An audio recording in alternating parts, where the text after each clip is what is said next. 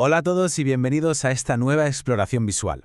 Hoy vamos a hacer algo súper interesante, ponernos las gafas de un filósofo humanista. Vamos a dejar de lado el ruido constante y las noticias superficiales del día a día para meternos de lleno en cómo lograr una transformación real, de las que importan tanto a nivel personal como político. Y ojo, no vamos a hablar de poner parches o tiritas temporales, hablamos de una revolución profunda, la que conecta directamente nuestra propia mente con la estructura de la sociedad moderna. A ver, entremos de lleno en el tema. Seguro que habéis escuchado 1.000.000 de veces esa frase de «el ser humano es violento por naturaleza», ¿verdad? Como si la guerra o el conflicto estuvieran simplemente escritos en nuestro ADN. Bueno, pues desde el paradigma del nuevo humanismo, o humanismo universalista, esto es un error garrafal. Nos proponen cambiar totalmente el chip. La violencia no es nuestro estado de fábrica. Es una dolencia, una especie de enfermedad social y psicológica. Y la gran noticia es que, como casi toda enfermedad, se puede curar. Es solo el síntoma de algo mucho más profundo que estamos pasando por alto. Pasamos a la primera parte, las raíces de la violencia. Para que cualquier acción política o social funcione de verdad, primero tenemos que quitarle la máscara a nuestra sociedad. Hay que ir a las raíces estructurales, a lo invisible que sostiene tanta hostilidad hoy en día. Y aquí toca redefinir qué es la violencia, porque no es simplemente pegarse golpes o el combate armado, es un fenómeno muchísimo más complejo que nace básicamente de dos cosas, el sufrimiento humano y la cosificación del otro. Pensadlo, cuando reducimos a una persona a un simple número, a una estadística o a un obstáculo en nuestro camino, le estamos arrancando su humanidad. Esa es literalmente la chispa invisible que luego enciende el fuego del conflicto que todos vemos. Y fijaos que esta violencia casi nunca tiene una sola cara. Es multifacética. Por un lado tenemos la violencia económica, clarísima en la explotación o cuando el dinero manda más que las personas. Luego está la violencia racial y étnica, así como la religiosa. Y una absolutamente crucial, la violencia psicológica y verbal. Hablamos del acoso cotidiano, de ese miedo constante que nos inoculan por los medios. Es vital entender cómo toda esta presión macroeconómica alimenta día tras día el miedo y el sufrimiento a nivel micro, en la cabeza de la gente. Así que el punto clave es este.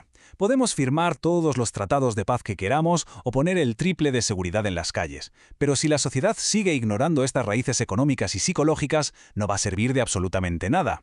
Atacar solo los síntomas físicos de la guerra mientras dejamos que el origen siga ahí es literalmente como intentar bajar una fiebre poniéndote un cubito de hielo en la frente.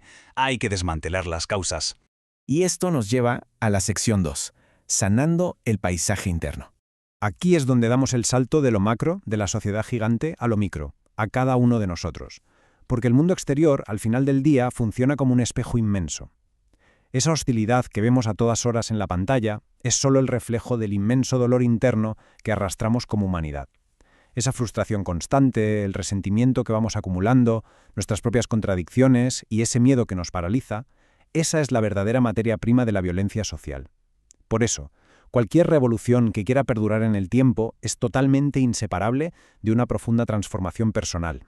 Vamos a hacer un pequeño ejercicio mental. Pensad por un instante en un agravio del pasado, en alguien que os haya hecho muchísimo daño. El impulso habitual que todos tenemos es intentar olvidarlo pasivamente y pasar página. Y muchas veces a esto le llamamos perdón. Pero cuidado, porque la verdadera paz interna exige reconciliación. Y reconciliarse no es ignorar la herida como si nada, sino comprender activamente de dónde viene y por qué se produjo ese sufrimiento, para así soltar esa mochila pesadísima del resentimiento. Quien hace este trabajo y sana su mente, de forma automática deja de proyectar hostilidad hacia el mundo. Pasamos a la sección 3, el principio de opción.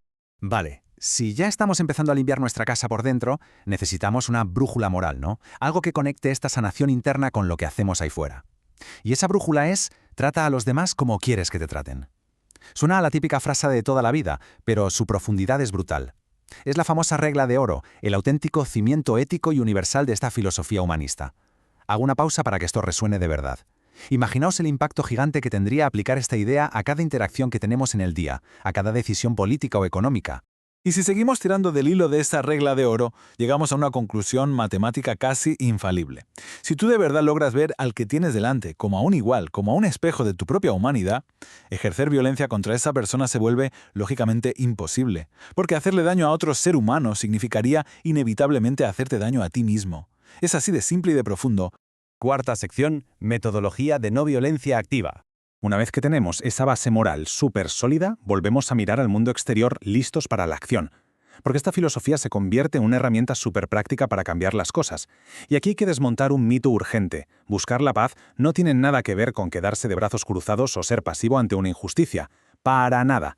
De hecho, los datos históricos nos dicen que la resistencia civil no violenta tiene más del doble de probabilidades de éxito que las campañas armadas.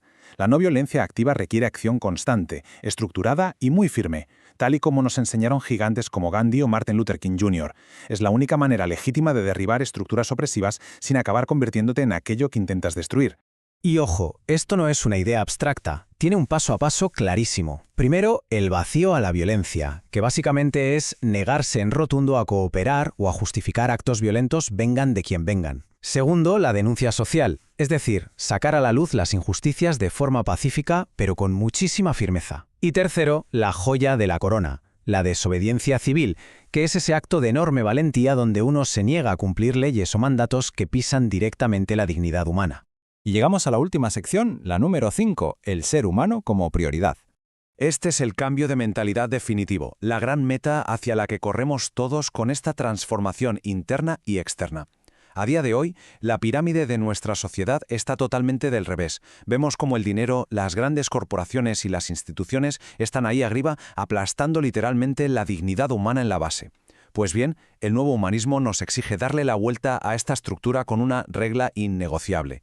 Absolutamente nada puede estar por encima de un ser humano, y nadie vale más que otro.